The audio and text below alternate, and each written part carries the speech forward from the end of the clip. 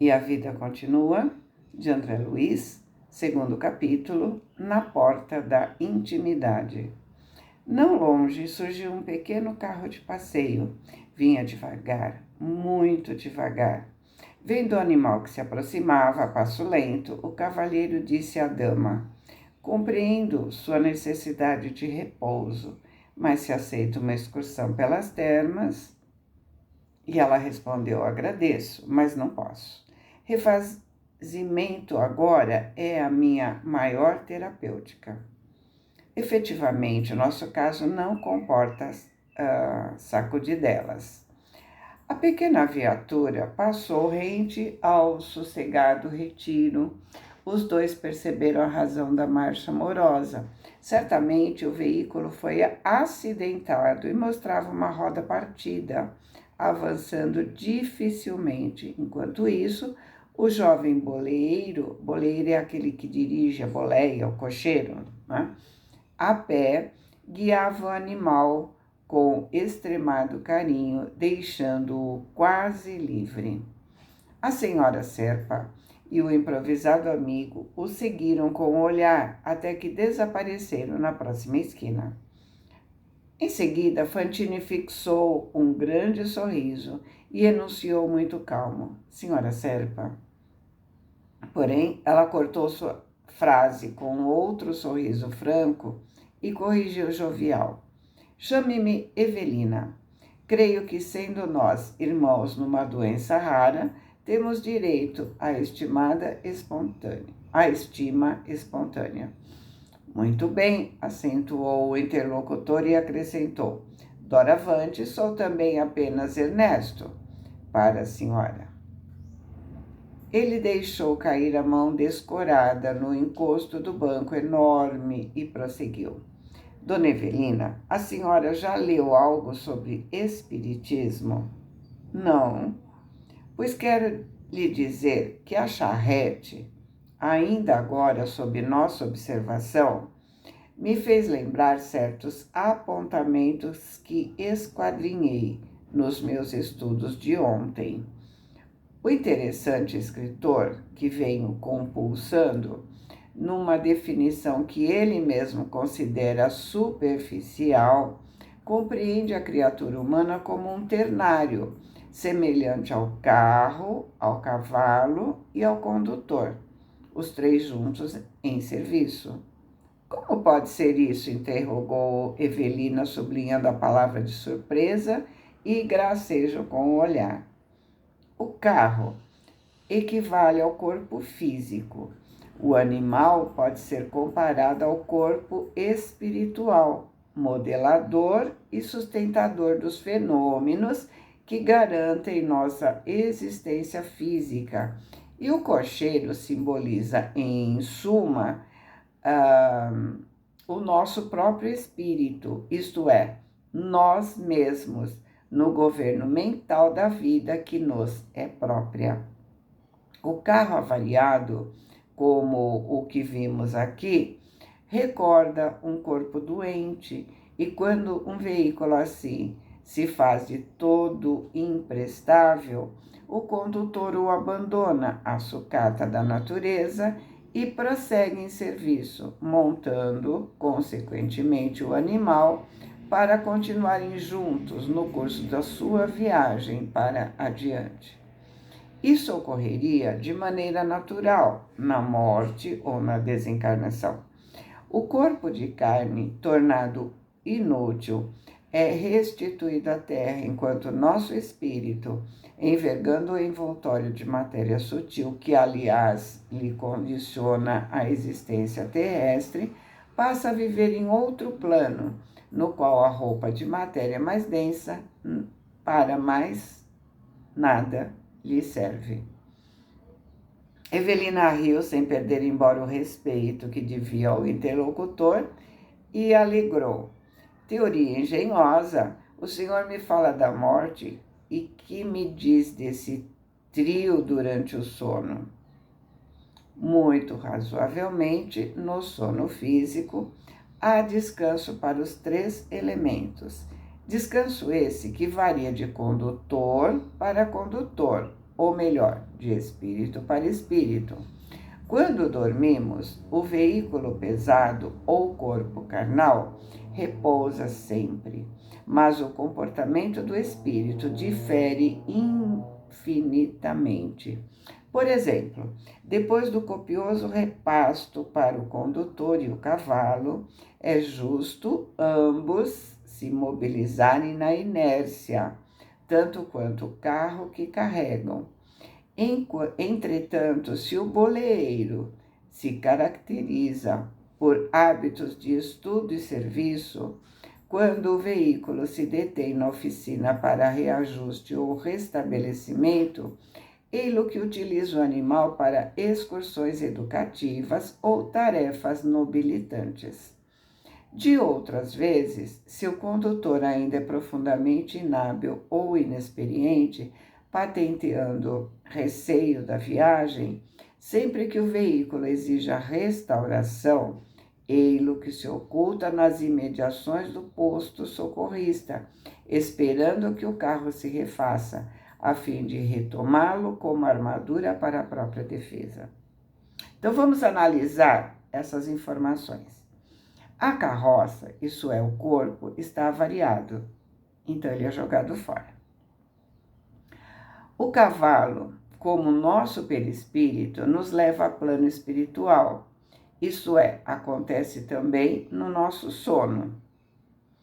Montamos em nosso cavalo, o perispírito, e vamos aprender, trabalhar, estar junto com os nossos afins, enquanto pessoas muito apegadas ao físico, como ele disse, pessoas muito inexperientes, pessoas que não estudam, ficam ao lado do corpo e nada fazem. Aquelas pessoas que têm contas a acertar também ficam do lado do corpo, porque elas se sentem mais protegidas. Pessoas mais elevadas, mais evoluídas, precisam de pouco descanso. Seu corpo precisa de descanso, mas o espírito não. Ele pode se afastar do corpo enquanto o corpo descansa e ele pode estar com seus afins, aprendendo, trabalhando, enfim, fazendo o que for possível ou necessário, né? Mas se fez uma alimentação pesada, como ele falou lá do repasto, né? Se ele fez uma alimentação pesada, ele não vai conseguir sair, porque o seu perispírito também precisa descansar. Então tá aí a dica, né? Para não dormir durante uma palestra, né? Ter uma alimentação leve e depois na volta comer o que tem vontade. Evelina estampou um gesto de incredulidade e rebateu: nada conheço de espiritismo. Professa alguma religião particularizada? Sim, sou católica, sem fanatismo, mas francamente determinada a viver segundo os preceitos da minha fé. Pratico as instruções dos sacerdotes, crendo neles. A senhora deve ser louvada por isso. Toda convicção pura é respeitável. Invejo sua confiança perfeita. O senhor não é religioso? Quisera ser. Sou um procurador da verdade, livre atirador no campo das ideias. E leis espiritismo por desfastio? Por desfastio? Ou seja, por prazer, por passatempo? Oh, não! Leio por necessidade. Dona Evelina, a senhora esqueceu? Estamos na bica de uma cirurgia que pode ser fatal. Nossas malas talvez estejam prontas para a longa excursão, da qual ninguém volta. Quem pode saber? Entendo, a dama acrescentou sorrindo. Estuda espiritismo como viajante que deseja conhecer o dinheiro, a língua, os costumes e as modas do país estrangeiro que tenciona visitar. Informações resumidas, cursos rápidos. Não nego. Tenho tido mais tempo ao meu dispor e desse tempo faço hoje os investimentos que posso nos domínios de tudo que se relacione com as ciências da alma, principalmente com aquilo que se refira a sobrevivência e a comunicação com os espíritos supostos habitantes de outras esferas. E o senhor já encontrou prova de semelhantes intercâmbio? Conseguiu mensagens diretas com algum dos seus mortos queridos? Ainda não. Acaso isso não desencoraja sua busca? De modo algum. Prefiro as minhas crenças tranquilas. A confiança, sem dúvida, a oração, sem tortura mental. Será uma bênção o seu estado íntimo e acato, com todo o meu coração. E a sua felicidade religiosa, no entanto, se houver uma outra vida à nossa espera e se a pergunta aparecer em sua alma. Como pode falar desse modo se ainda não obteve a suspirada demonstração de sobrevivência? Não me é possível descrer do critério dos sábios e das pessoas de elevado caráter que a tiveram. E Evelina explicou bem-humorada: bem, o senhor estará com os seus pesquisadores e eu estarei com os meus santos. E Fantini respondeu no mesmo tom: não faço qualquer objeção quanto à excelência dos seus advogados, mas não consigo me furtar à sede de estudo. Antes da moléstia, me reconhecia seguro da vida. Comandava os acontecimentos, nem sabia ao menos da existência desse ou daquele órgão no meu corpo. Entretanto, um tumor na suprarrenal não é uma pedra no sapato.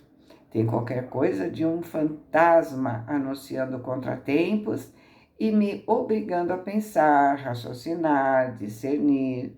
Ou seja, como cada um de nós, né? Não prestamos atenção do que a gente come, no que sente, no que faz, né? Vamos deixando a vida nos levar. E a moça zombou com graça: tem medo da morte? Não tanto. E a senhora? Bem, eu não desejo morrer. Tenho meus pais, meu esposo, meus amigos, adoro a vida. Mas,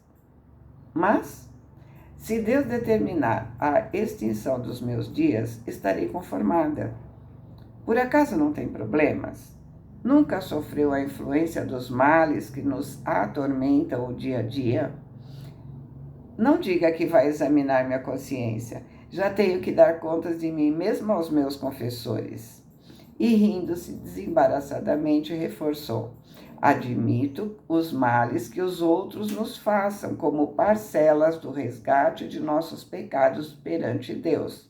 No entanto, os males que fazemos são golpes desferidos contra nós mesmos. Supondo assim, procuro me preservar, isto é, reconheço que não devo ferir ninguém.